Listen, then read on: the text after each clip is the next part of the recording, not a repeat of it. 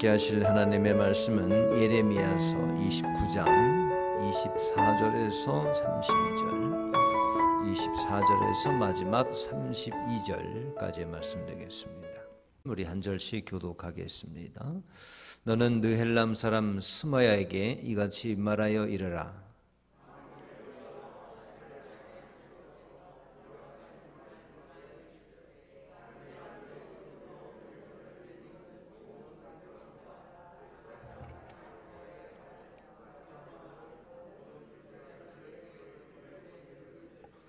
여호와께서 너를 제사장 여호야다를 대신하여 제사장을 삼아 여호와의 성전 감독자로 세우심은 모든 미친 자와 선지자 노릇을 하는 자들을 목에 씌우는 나무 고랑과 목에 씌우는 쇠고랑을 채우게 하시면을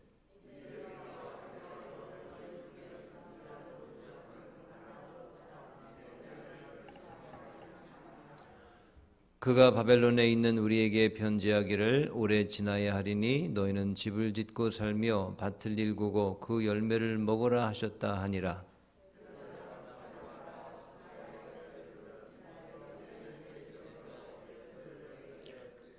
여호와의 말씀이 예레미야에게 임하여 이르시되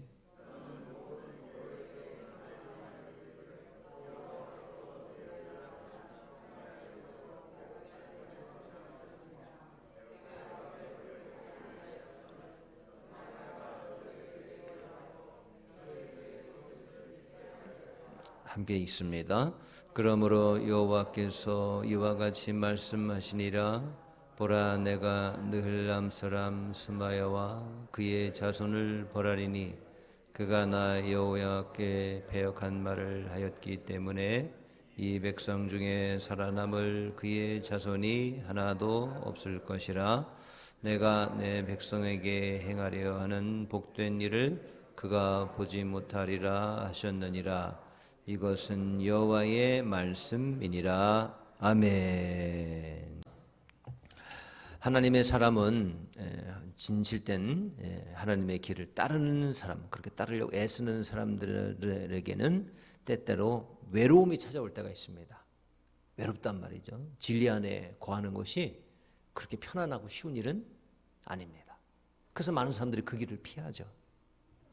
왜냐하면 하나님의 그런 또 진리 가운데 또 말씀 가운데 거하는 사람은 홀로 고독한 시간을 보내야 할 때가 많습니다. 영적으로 서려고 할 때, 견고한 믿음을 소유하기까지는 사실은 외로워야 할 때가 더 많다는 것이죠. 더군다나 믿음의 동료들이 옆에 있어주면 좋겠는데 안 그럴 때 말이죠.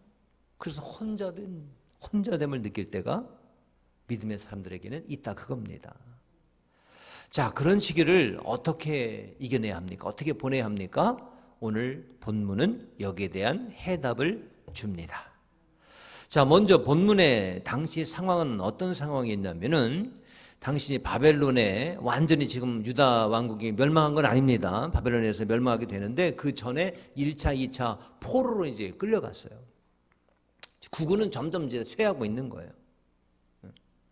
그 당시 바벨론에 아직 포로로 끌려가지 않고 남아있는 유다 백성들이 있고 바벨론에 이미 끌려간 사람들이 있단 말입니다.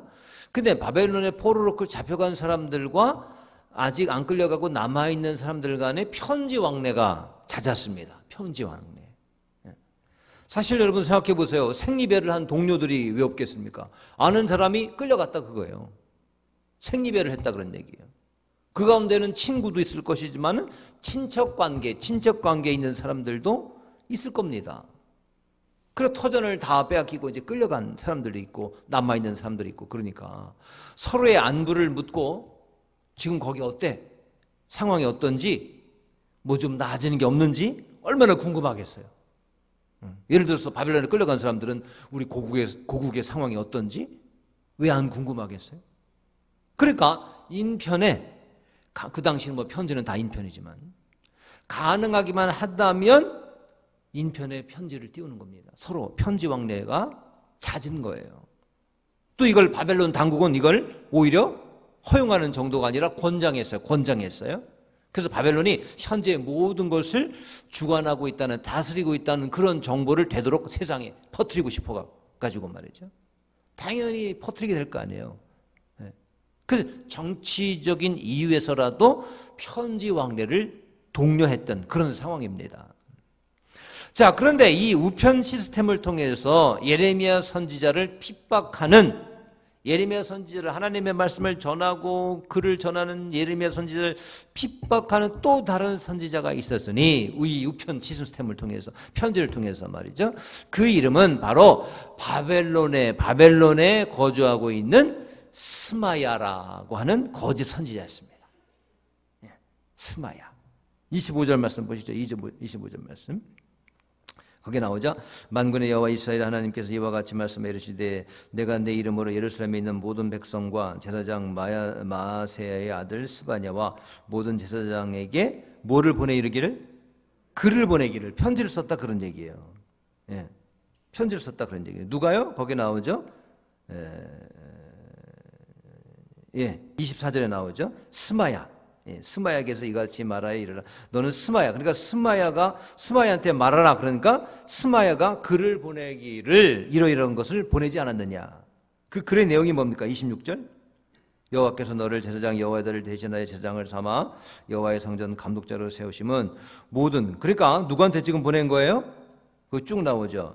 스바냐, 제사장 스바냐와 모든 제사장들과 예루살렘에 있는 모든 백성들에게 편지를 갖다가 막 쫙 뿌렸다 그거예요.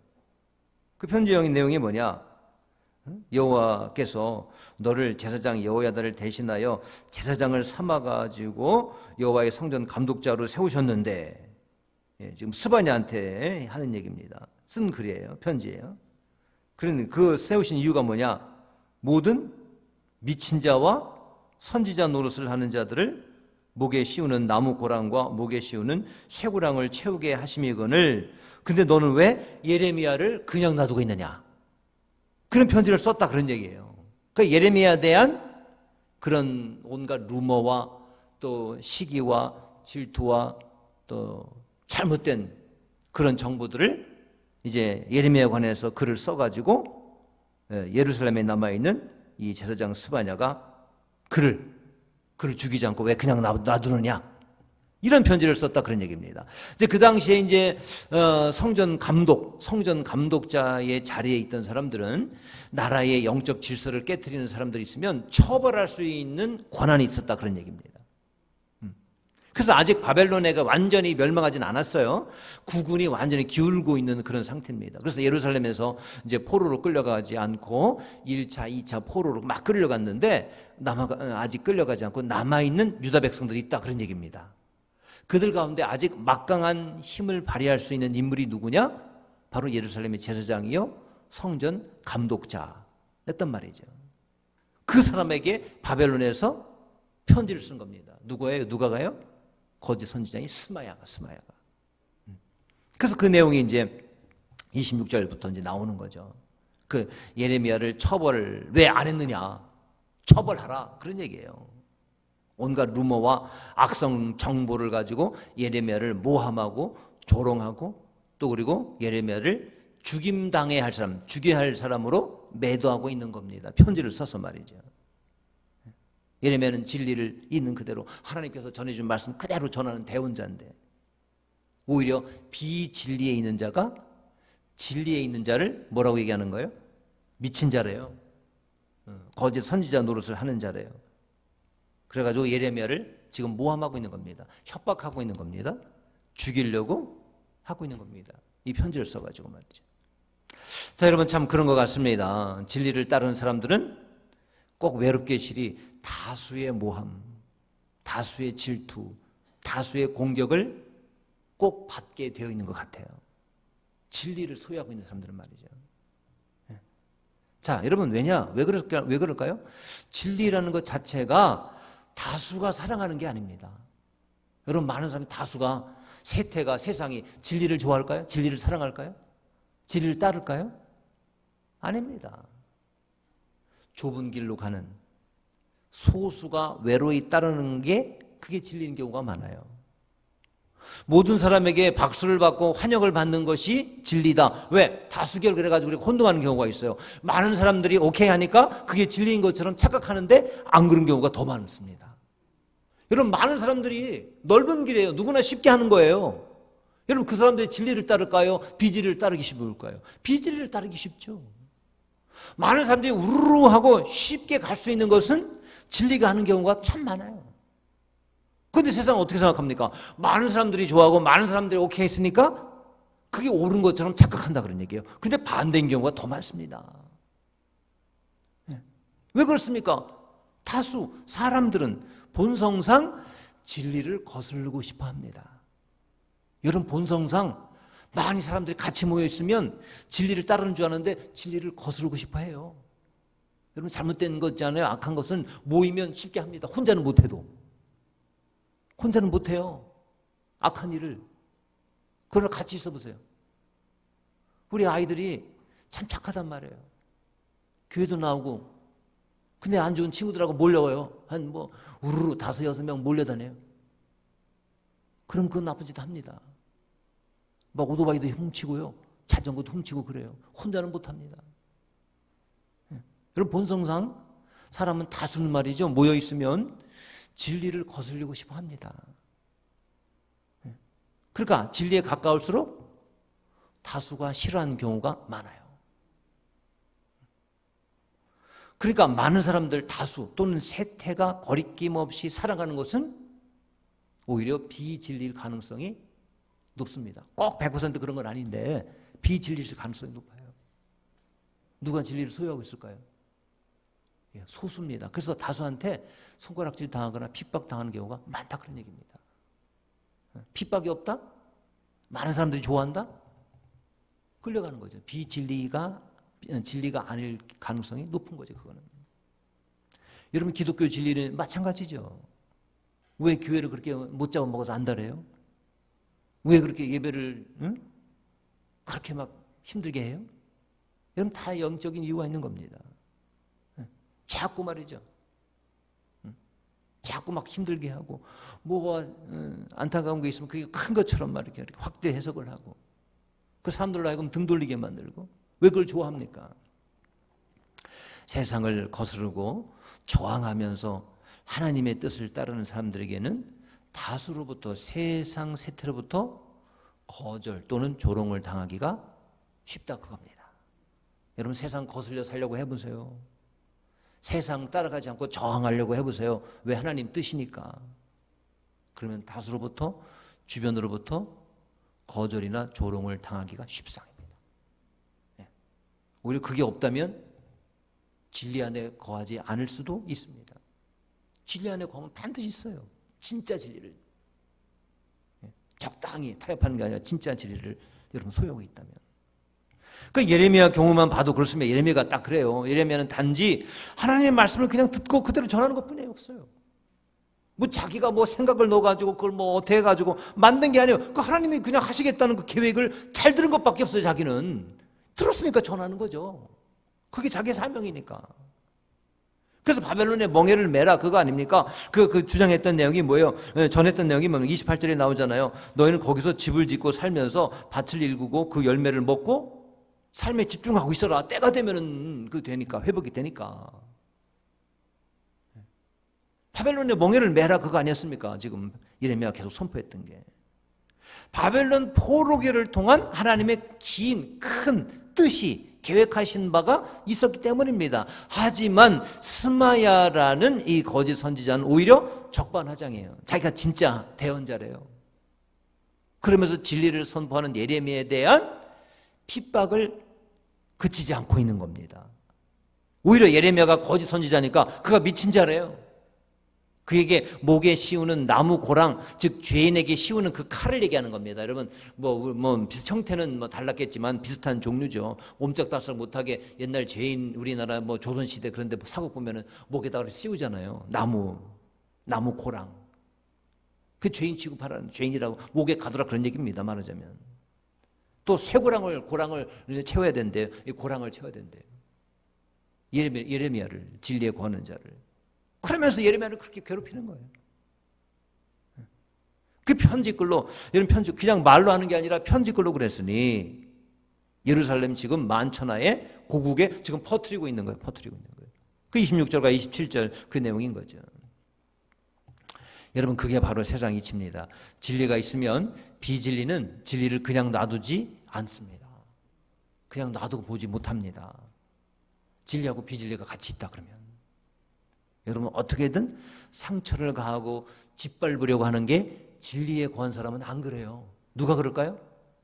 비진리에 거하는 사람이 진리에 거하는 사람을 짓밟으려고 합니다. 상처내려고 합니다. 꼭 그렇습니다. 그냥 놔두지 않아요. 진리에 있는 사람은 그렇게 안 하거든요. 뭘 그걸 상처를 내요? 왜 상처를 내요? 근데 진리 옆에 있는 비진리는 항상 짓밟습니다. 상처를 내려고 합니다. 근데 비진리끼리는 안 그래요. 그냥 놔두죠. 서로 동맹이 되죠. 잘도 지내죠. 잘 지냅니다. 그래서 이 거짓된 편지를 지금 서로끼리 자기들끼리 막 그래가지고 예루살렘의 성전 감독자 스바냐, 제사장들, 그래서 이 편지를 이제 그 성전 감독자 스바냐가 예레미야를 불러가고 예레미야한테 그냥 읽어주는 거예요. 29절이죠. 29절 말씀 나오죠. 제사장 스바냐가 스마야의 글을 선지자 예레미야에게 어떻게 해요? 읽어서 들려줍니다. 당신에서 이런 저기가 왔어. 자기한테 오는 게 아니라 지금 막 전체 퍼졌겠죠. 예레미야에게 읽어서 들려줄 때에 여러분, 예레미야 마음이 어땠을까요? 여러분 어땠을까요? 여러분에 관해서 막 중상모략하고 이게 이간질시키고 사실이 아닌 거짓말을 여러분에 관해서 막 그런 글들이 지금 편지가 지금 있다고 생각해 보세요. 누군가가 여러분에 가서 모함, 여러분을 막 거짓말 가지고 여러분에서 악성 루머를 퍼뜨리는 그 글을 누가 막 지금 교회 내에 예를 들어서 퍼뜨리고 있다고 생각해 보세요. 사실이 아닌데. 예레미야가 막 그 글을 지금 편지 글을 지금 읽는 거 듣는 거예요. 자기에 관해서. 자기가 미친놈이래요. 거짓 선지자래요. 왜 자기를 안 놔두고 그냥 놔두지 막 이렇게 놔두느냐. 옥에 가두든지 해야 된다. 거짓 선지자다. 그러고 있는 거예요. 여러분, 예레미야의 마음이 어땠을까요? 정말 힘들었을 겁니다. 그 악함에 치를 떨었을 겁니다. 하나님의 말씀을 전할 의욕도 잃어버렸을 거예요. 고통스러웠을 거예요. 고통스러웠을 거예요. 그러니까 여러분, 그래요. 말로 하는 거 있잖아요. 말은 그냥 사라지니까 공중으로 사라지잖아요. 그래서 그 현장에 있다 할지라도 말은 뭐 안 좋은 말을 좀 뭐 그냥 듣고 마니까 남아있는 게 없잖아요. 일단은. 그 당장 기분 나쁠지 몰라도 그래도 말은 견딜 수 있어요. 근데 여러분, 글로 남겨진다. 글로 써여 있다. 여러분에 관한 이런 악성 루머와 잘못된 이런 정보가 여러분을 해하려고 하는 그것이 글로 남겨져 있다, 여러분. 그래서 글을 읽었다. 이건 또 다른 문제입니다. 왜 그러냐? 글은 말보다 신빙성이 있다고 사람들이 생각하는 경향이 있습니다. 글은. 말은 그냥 안 보이니까 일단은 괜찮은데. 그 사람은 글을 이게 신빙성이 있다고 믿는 경향이 있어요. 쉽게 믿어요. 글로 써 있으면. 그 사람들이 그렇게 나쁜 것들은 글로 씁니다. 그래서 막 퍼뜨리고 나눠주고 막 그러는 게 이유가 다 있어요. 그러니까 말은 또 그래요. 에이, 쉽게 기분이 그때 상했겠지. 그래서 그런 말을 뱉었겠지. 그렇지만 글은 아니잖아요. 남아있어요. 글은 그냥 믿어요. 그런 경향이 있다 그러네, 쉽게. 또 글은 쉽게 퍼집니다. 뭐 말도 퍼지긴 하지만 글은 있는 그대로 막 보내면 되니까. 그러니 그걸 이게 다 퍼졌는데 예루살렘에게 한 통 두 통 보낸 게 아니에요. 그거 다 찾아서 지울 수도 없고. 그래서 충격적인 겁니다. 누구한테 말로 들었다는 것보다도 더 괴로운 게 남을 괴롭히려고 하면 있잖아요. 글을 써야 돼요.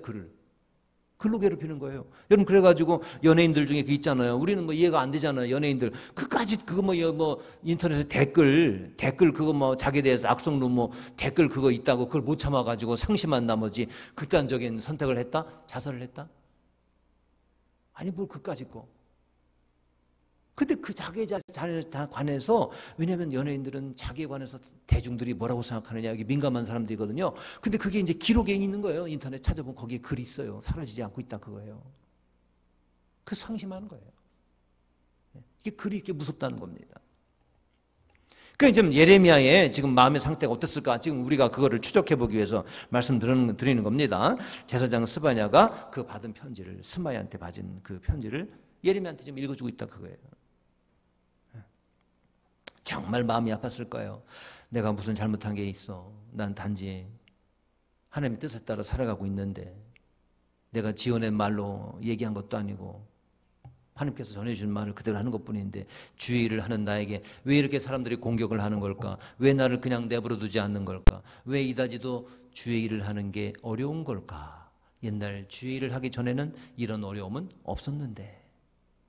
여러분 이런 생각이 왜 안 들었겠습니까? 근데 그때 바로 그때 그 순간에 하나님께서 말씀하십니다. 29절 자 마지막하고 30절 29절 30절 한번 같이 읽겠습니다. 시작.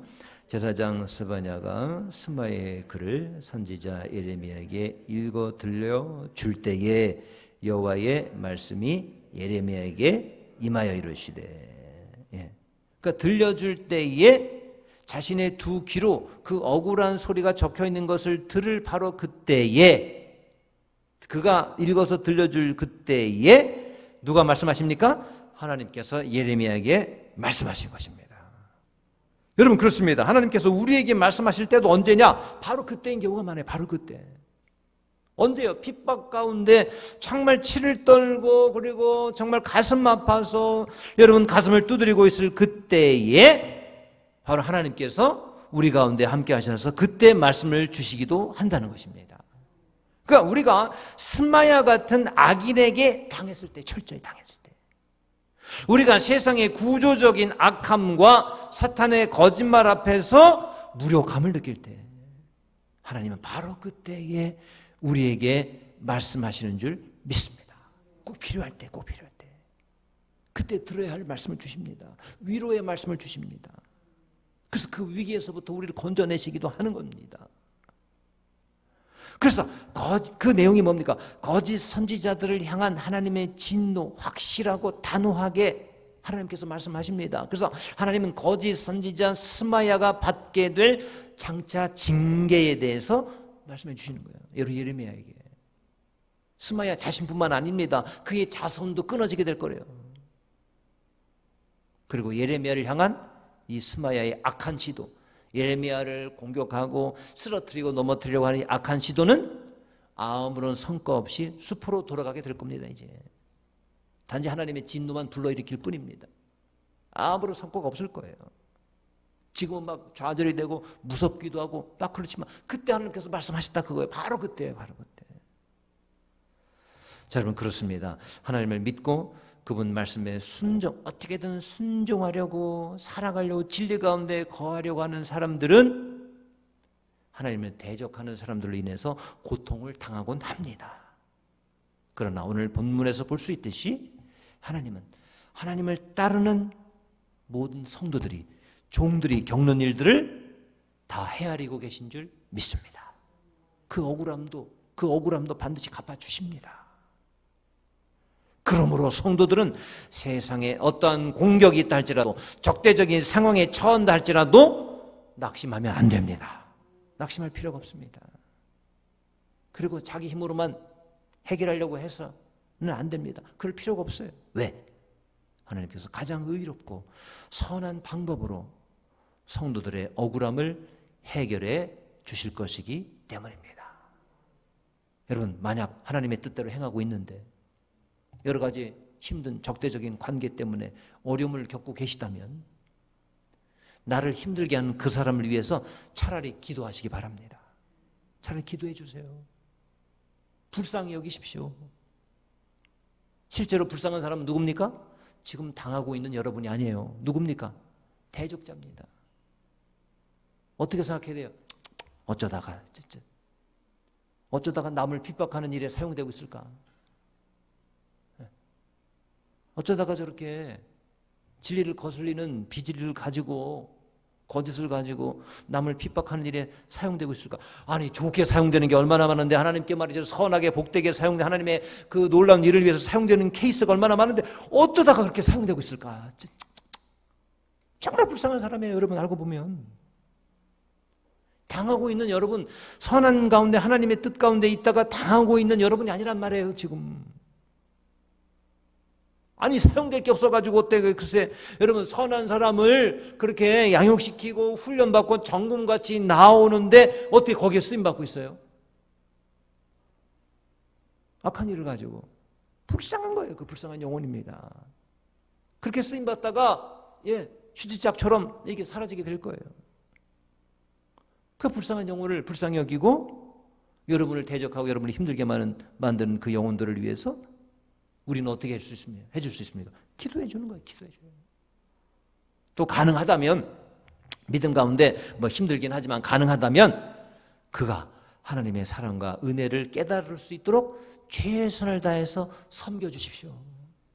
가능하다면 뭐 이 경지는 어려운 경지지만 그러나 가능하다면 하나님의 은혜, 하나님의 섭리를 깨달을 수 있도록 섬겨 주시라 그겁니다. 하나님이 반드시 악한 자의 계획을 꺾으시고 성도의 억울함을 풀어주실 것이며 하나님의 이름으로 끝까지 참고 인내하는 자는 더 큰 보상으로 높여주실 것입니다. 우리는 그걸 믿어야 합니다. 자, 여러분 결론입니다. 오늘 말씀의 결론입니다. 사탄은 거짓과 모략으로 하나님의 사람들을 공격합니다. 스마야처럼 사탄에게 쓰임받는 사람이 지금 세상에도 있어요. 여러분 그러나 그런 사람들을 보면서 낙심하지 마십시오. 오히려 불쌍히 여기시길 바랍니다. 어떻게 하다 사탄에게 쓰임받게 되었을까? 여러분 이렇게 생각하시고 낙심하지 마시고 그들은 하나님이 당신의 백성에게 하신 일을 못 봐서 그래요. 볼 수가 없어서 그렇습니다. 혹시 여러분 낙심의 자리에 있다면 예레미야처럼 낙심의 자리에 있다면 성경을 펴고 주님 앞에 무릎 꿇고 바로 그때 우리에게 말씀하시는 여러분에게 바로 그때 말씀하시는 하나님을 만날 수 있기를 주님의 이름으로 기도합니다.